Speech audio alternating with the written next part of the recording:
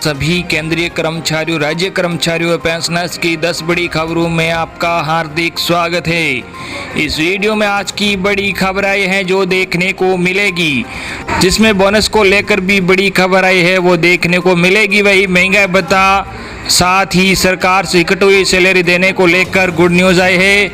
साथ ही रिटायरमेंट सहित कुछ और भी बड़ी खबर आई है जो आपको इस वीडियो में सबसे पहले देखने को मिलेगी। तो बने रहे वीडियो के लास्ट तक और जानिए इन सभी बड़ी खबरों को सबसे पहले। इससे पहले अगर आपने अभी तक भी इस वीडियो पर एक लाइक नहीं किया तो एक लाइक कर दीजिए, क्योंकि आपका एक लाइक ही हमारी मेहनत का फल होता है। वही चैनल को भी फ्री में सब्सक्राइब नहीं किया और सब्सक्राइब कर लीजिए, ताकि आपको कर्मचारियों और पेंशनर से जुड़ी हर एक अपडेट सबसे पहले देखने को मिलती रहे। पर केंद्रीय कर्मचारियों और पेंशनर्स के CGHS कार्ड की क्या है खासियत, जाने कहां से बनता है ये। आपको बता दें कि केंद्रीय कर्मचारियों को सेंट्रल गवर्नमेंट हेल्थ स्कीम यानी CGHS स्वास्थ्य बीमा योजना के तहत इलाज की सुविधा मिलती है। केंद्रीय कर्मचारियों के साथ साथ पेंशनर्स को भी यह सुविधा मिलती है। केंद्र सरकार की इस योजना के तहत केंद्रीय कर्मचारियों के आश्रितों को भी इसका पूरा लाभ मिलता है। योजना के तहत कर्मचारियों और उनके आश्रितों और पेंशनर्स को एक प्लास्टिक कार्ड जारी किया जाता है, जिसे CGHS कार्ड कहते हैं। स्कीम के अंतर्गत एलोपैथिक, होम्योपैथिक और आयुष उपचार की प्रणालियाँ शामिल है। इसमें यूजर को एक यूनिक नंबर मिलता है। इसके साथ ही इसमें नाम, ब्लड ग्रुप, वार्ड, वैलिडिटी आदि की जानकारी होते हैं। इस कार्ड में फोटो भी छपी होती है। CGHS कार्ड की सुरक्षित अभिरक्षा लाभार्थी की जिम्मेदारी है और कार्ड के नुकसान के मामले में लाभार्थी को पुलिस और CGHS अधिकारियों को सूचित करना आवश्यक है। यहाँ करें आप अप्लाई जी। आपको बता दें कि योग्य सेवारत कर्मचारी और pensioners CGHS web portal www.cghs.nic.in और वेबसाइट www.cghs.gov.in पर ऑनलाइन आवेदन कर सकते हैं।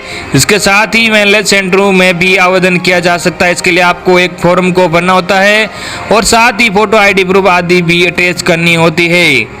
अगली बड़ी खबर, इन कर्मचारियों को बड़ी राहत, कटौती का पैसा मिलेगा वापस। जी हां, केरल के सरकारी कर्मचारियों को एक अच्छी खबर है।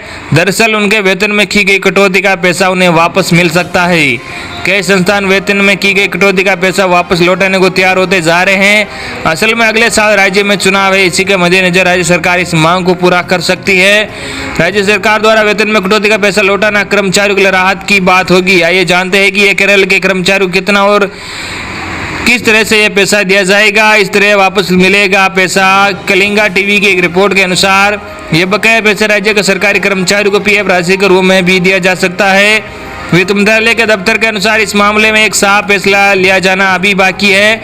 इस फैसले से चुनावी माहौल के लिहाज से केरल सरकार कर्मचारियों को बड़ी राहत दे सकती है। आपकी जानकारी के लिए बता दें कि केरल सरकार ने अप्रैल से अगस्त तक कुल 5 महीनों की अवधि के कर्मचारियों की सैलरी में हर महीने 6 दिन का वेतन काटने का फैसला लिया था। इस तरह कुल 5 महीने में राज्य सरकार के कर्मचारियों की कुल 30 दिन यानी 1 महीने की सैलरी करनी थी। अब ये 1 महीने की सैलरी पूरी सैलरी PF के रूप में लौटाई जा सकती है।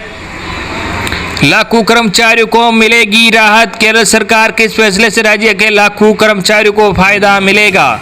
केरल सरकार ने कोरोना संकट के मद्देनजर अपने कर्मचारियों की सैलरी में कटौती का कड़ा फैसला लिया था। राज्य सरकार ने सभी कर्मचारियों, जिसमें सभी डिपार्टमेंट, उद्यम, PSU, विश्वविद्यालय और स्कूलों में काम करने वाले लोग शामिल हैं, सैलरी में कटौती की थी। उधर तेलंगाना सरकार ने राज्य भर में सरकारी टीचिंग हॉस्पिटल में टीचरों की सैलरी बढ़ाने का आदेश वापस किया है।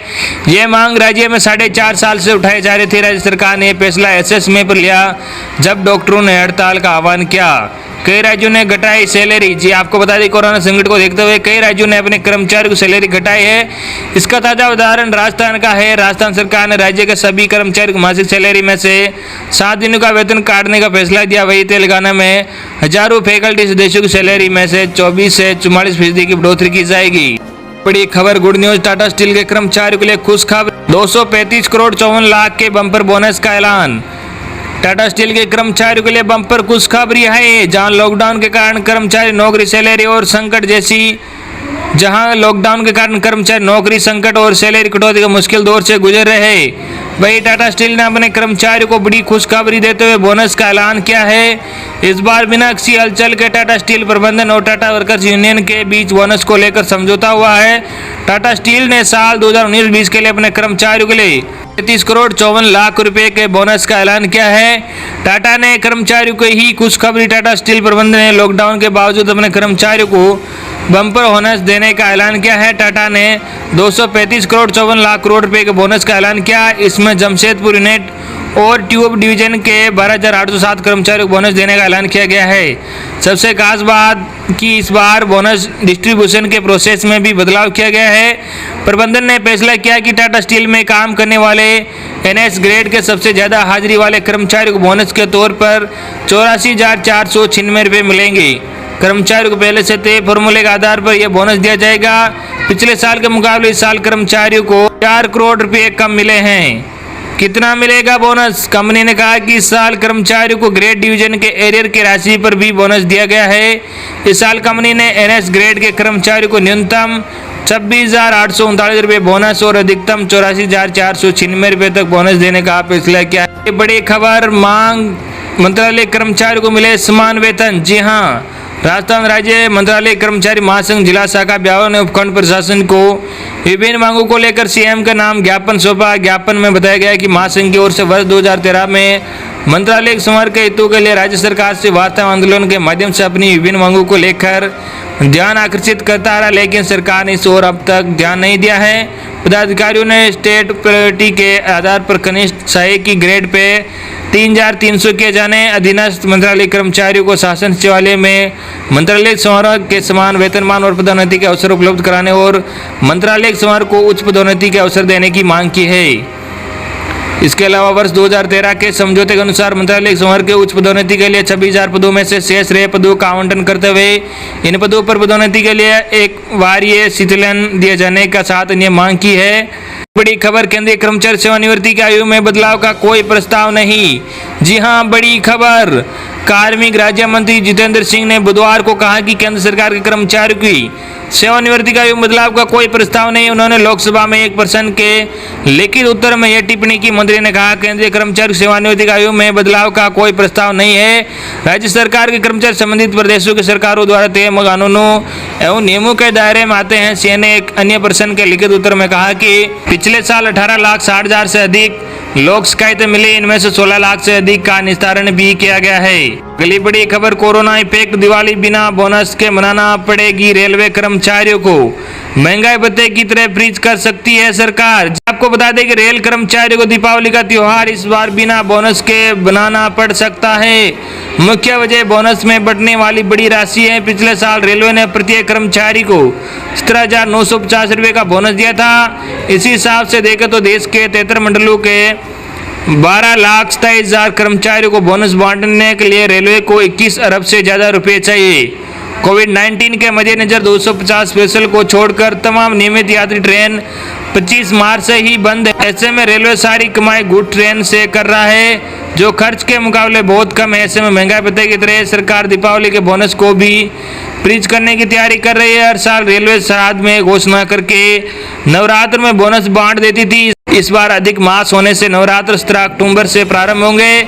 ऐसे में फिलहाल रेलवे के पास लगभग 1 माह का समय है। 2 साल से सबसे पहले बांट रहा है रेलवे मंडल में 2 साल से दीपावली का बोनस सबसे पहले बांट रहा है। इस बार अब तक बोनस को लेकर कोई प्रारंभिक निर्देश तक नहीं आया है। इसे देखते हुए लेखा विभाग की सुस्त है कि 2019 में रेलवे ने दशहरे 8 अक्टूबर के 15 दिन पहले 23 सितंबर को ही 22 करोड़ 20 लाख रुपए का तथा 2018 में दशहरे के 19 अक्टूबर के 6 दिन पहले 13 अक्टूबर को ही 22 करोड़ 94 लाख रुपए का बोनस बांट दिया था।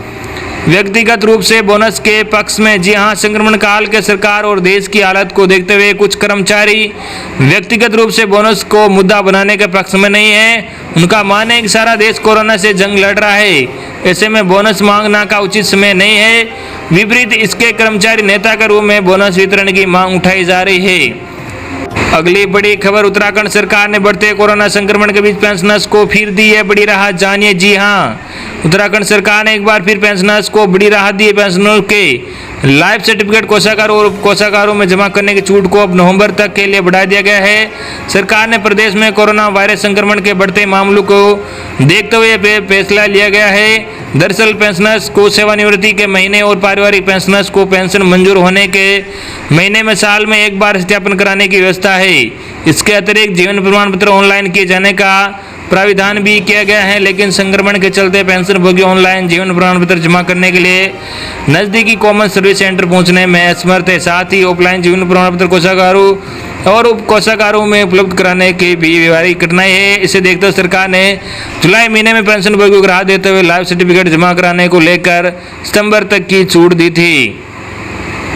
अगली बड़ी खबर महंगाई भत्ता को लेकर। जी हां, 28 सितंबर को काम नहीं करेंगे। मांग पूरी नहीं होने पर 14 अक्टूबर से पूर्ण हड़ताल रहेगी। जी आपको बता दें कि कोरोना काल में कर्मचारियों को महंगाई भत्ता इंक्रीमेंट पर रोक और नई नियुक्तियों नहीं किए जाने के विरोध में कर्मचारी 28 सितंबर से कलमबंद हड़ताल करेंगे। मध्य प्रदेश तृतीय श्रेणी कर्मचारी संघ के हरीश चतुर्वेदी ने बताया कि अगर मांगों को नहीं माना गया तो 14 अक्टूबर से पूर्ण हड़ताल की जाएगी।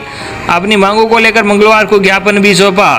कोरोना काल में सरकार ने वेतन संबंधी निर्णयों को संगठन ने आर्थिक हमला करार दिया। संगठन की मांग है कि केंद्रीय भर्ती बोर्ड द्वारा चयनित अभ्यर्थियों में से राज्यों के कर्मचारियों की नियुक्ति भी की जाए। वर्तमान चयन समिति आयोगों को खत्म किया जाए। कर्मचारियों की ये मांग, जी आपको बता 30 साल की सेवा पूरी करने पर जबरन सेवानिवृत्ति का आदेश वापस ले, बल्कि देश भर में खाली 50 लाख पदों को भरा जाए। कोविड महामारी से मारे जाने वाले कर्मचारी 50 लाख की राशि तत्काल दी जाए। साथ ही आश्रितों को नौकरी भी मिले। 5% महंगाई भत्ता, दीपावली पूर्व बोनस का भुगतान हो। वेतन में की गई विभिन्न कटौतियों को वापस लिया जाए। साथ वेतनमान के एरियर की अंतिम किस्त का भुगतान भी किया जाए। तो ये थी आपके लिए आज की बड़ी और बेहद ही महत्वपूर्ण बड़ी खबर। आई होप कि आपको आज की हमारी जानकारी पसंद आई होगी। धन्यवाद।